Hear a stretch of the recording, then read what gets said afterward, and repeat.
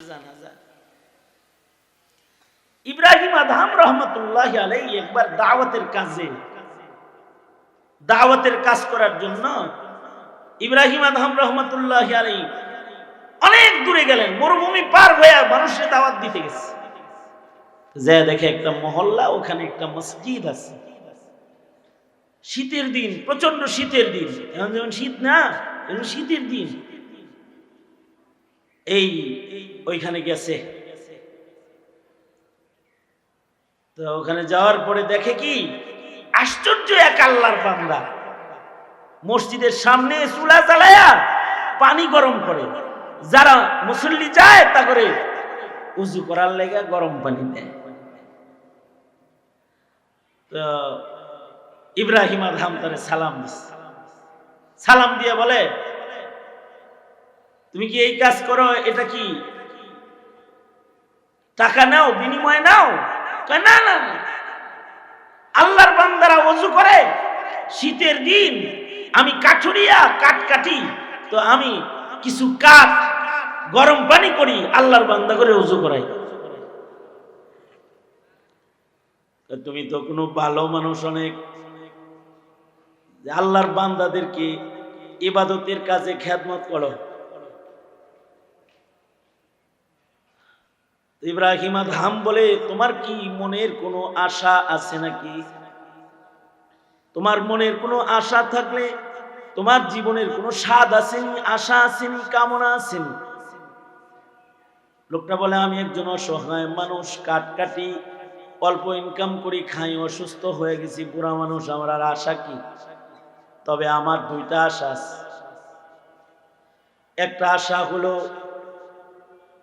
জমানার ওলি ইব্রাহিম আদহামকে আমার দেখতে মনে চায়। আল্লাহর কাছে দোয়া করছি, ওগো আল্লাহ, তুমি আমার ইব্রাহিম আদহামের লগে দেখা করাই। ইব্রাহিম আদহাম রে আমি দেখবার চাই, কিন্তু আমার পায়ে শক্তি নাই যে হেঁটে শহরে গিয়ে আমি ইব্রাহিম আদহামের সাথে দেখা করব।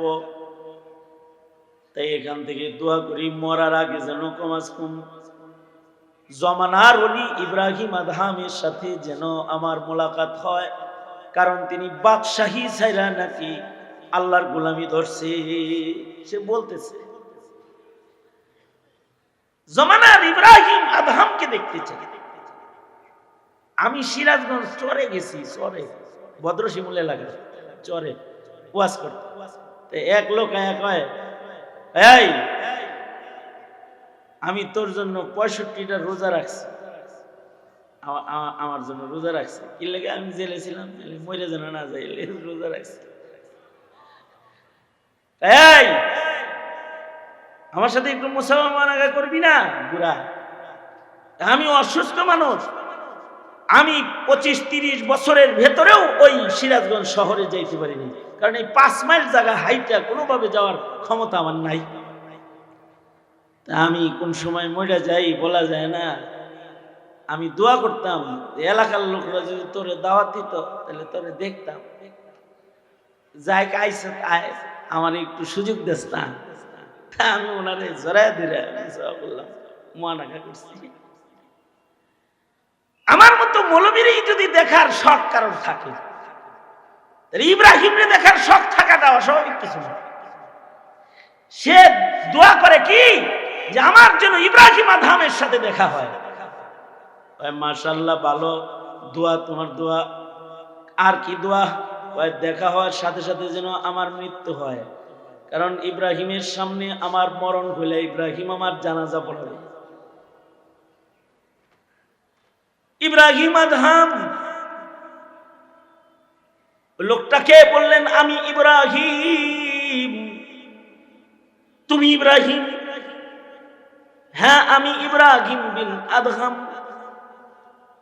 বুড়া লাফায়া বইঠা ইব্রাহিম আদহামকে জড়ায় ধরছে, ইব্রাহিম আদহামকে চুমু খাইতেছে, পাশে বসছে। এক পর্যায়ে ইব্রাহিমের কোলে শুইছে, শুয়া হাসতে হাসতে পড়তেছে, আশহাদু আল্লা ইলাহা ইল্লাল্লাহ ওয়া আশহাদু আন্না মুহাম্মাদান আবদুহু ওয়া রাসূলুহু। একদিক দিয়ে কালেমা পড়ছে লা ইলাহা ইল্লাল্লাহ মুহাম্মাদুর রাসূলুল্লাহ, আরেক দিক দিয়ে রূহ বের হয়ে গেছে। ইব্রাহিম আদহাম রহমতুল্লাহ আলাইহি ওনার জানাজা পড়াইছে। কোন নেক বান্দা কিছু চাইলে, নেক আমল করনেওয়ালা বান্দার চাওয়া আল্লাহ ফেরত দেয় না। মরার আগে ঠিকই ইব্রাহিমের সাথে দেখা করাইছে, ইব্রাহিম আদহাম তার জানাজার নামাজ পড়াইছে। বান্দার দোয়া আল্লাহ কবুল করে। সুতরাং এই যে কুবাইল আল মাগরিব দোয়া করবেন, ইয়াকিন নিয়ে দোয়া করবেন, যা দোয়া করবেন কবুল হয়ে যাবে। দেখেন না, এই বান্দা যা দোয়া করতেছে এটা কবুল হয়েছে। বুখারী শরীফে আছে, বুখারী শরীফে আছে, এক লোকের কাছ থেকে টাকা ধার আনছে, তারিখ দিছে, ও অমুক তারিখে টাকা ফেরত দিব। গাঙ্গের এই পার হের বাড়ি, ওই পার হের বাড়ি, বিশাল বড় নদী। তারিখ মতো টাকা ফেরত দিতে নদীর ঘাটে গেছে, কিন্তু নৌকা ছাইরা দিছে।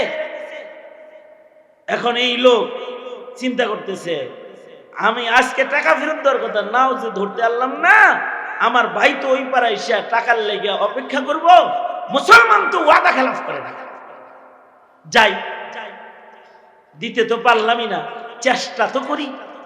তো একটা কাঠের খণ্ড দুই টুকরা করে 1000 টাকা স্বর্ণ মুদ্রা, এটা কাঠের ভেতরে আটকায়া এটা সুন্দর করে বাইন্দা পানিতে ফেলে দিয়ে দোয়া করে, আল্লাহ আমার ভাই আইব, টাকার লেগে আসে, খালি হাতে গেলে তার কষ্ট হইব, আমার ওয়াদা খেলাফ হইব, আয় আল্লাহ টাকাটা ভাইয়ের হাতে পৌঁছায় দিও।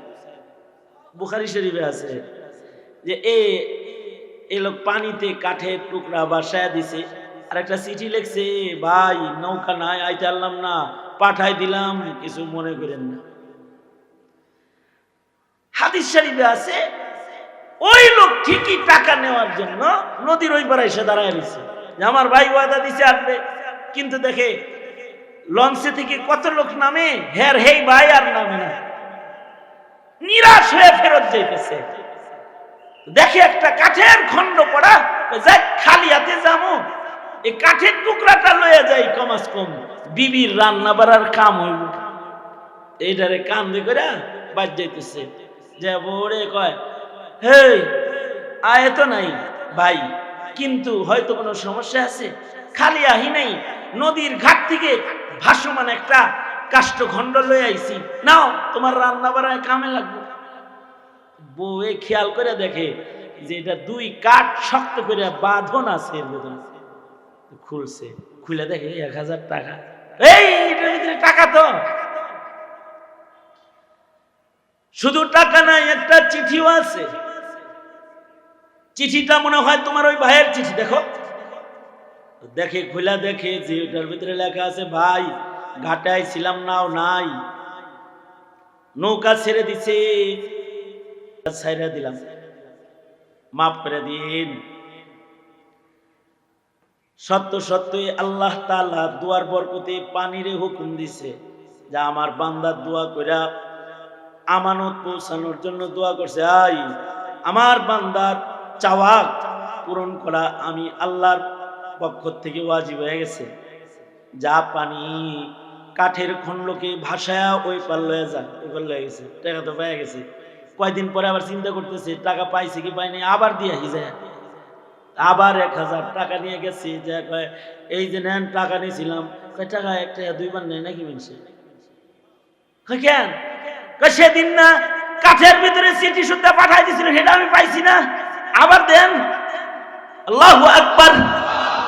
এলো মুমিনের দোয়া, মুমিনের দোয়া। তবে দিল দিয়া চাইতে হয়, যদি কেউ দিল দিয়া চায় আসমানের মালিক আল্লাহ দিয়া দেয়। আমি আপনাদের কাছে একটা দোয়া চাইব, সেটা হলো দোয়া করুন ফিলিস্তিনিদের জন্য এই সময়। আমি আরেকটা দোয়া চাইব, দোয়া করুন জেলবন্দি আলেমদের জন্য এই সময়ে, আল্লাহ মামুনুল হককে মুক্ত করে দেখ আল্লাহ তাআলা, দোয়া করুন। আরেকটা দোয়া চাইব এই প্রতিষ্ঠানের জন্য। ইসরাফিল ভাই বলতেছিলেন, এখানে চেয়ারম্যান সাহেব বলতেছে, এখানে আরো কয়েক বিঘা জায়গা নিতে চাই, আল্লাহ সহজে এটার ইন্তজাম করে দেয়। এটাকে আল্লাহ তাআলা বড় ইলমি ইদারা হিসেবে কবুল করে নিক। আমিন বলেন, আমিন বলেন। হাটহাজারী মাদ্রাসার সাথে এই মাদ্রাসার সম্পর্ক, শেখুল ইসলাম রহমতুল্লাহ আলাইহির দীর্ঘদিনের খাদেম শফি বদ্দা, শফি ভাই, উনি এই মাদ্রাসাকে মুরব্বী হিসেবে দেখভাল করেন। হাটহাজারী মাদ্রাসার সাথে একটা গভীর তাআল্লুক এই মাদ্রাসার আছে।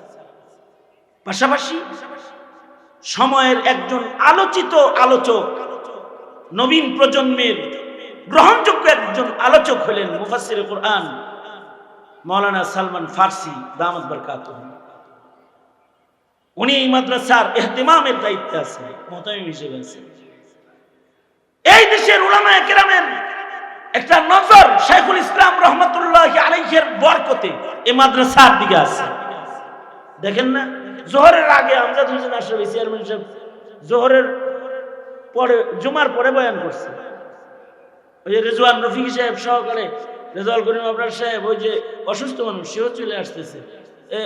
আল্লামা অলিপুরি দামাত বরকাতুহু সহকারে সব বড় বড় মকবুল মানুষরা এখানে ওয়াজের জগতে যারা খুব জনপ্রিয়, তারা চলে আসছে। কেন? এই মাদ্রাসাটার সাথে তাদেরও একটা সম্পর্ক হয়ে গেছে। আল্লাহ তাআলা এই ইদারাকে কবুল করুন এবং এটাকে আল্লাহ তাআলা মারকাজি একটি ইলমি ইদারা হিসেবে আল্লাহ তাআলা চমকায় দেখ বিশ্বব্যাপী। জোরে আওয়াজ করে বলেন আমিন। চেয়ারম্যান সাহেবের মনের একটা অনেক বড় আশা আছে, সুপ্ত আশা, ভেতরে লুকানো আশা, যেটা বলার ভাষাও তার হয় না। আল্লাহ ওই আশাগুলাকে কবুল করে নেই। কারণ এই জামিয়ার এক কোণে জীবনের শেষ ঠিকানা বানানোর এদের আশা অনেক বড়। আল্লাহ তাআলা কবুল করেন, ওনার আব্বাকে কবুল করেন, এই পরিবারকে কবুল করেন, যারা এই প্রতিষ্ঠানের সাথে জড়িয়ে আছে সবাইকে আল্লাহ কবুল করেন। দোয়া, মুখতাসার দোয়া। আল্লাহ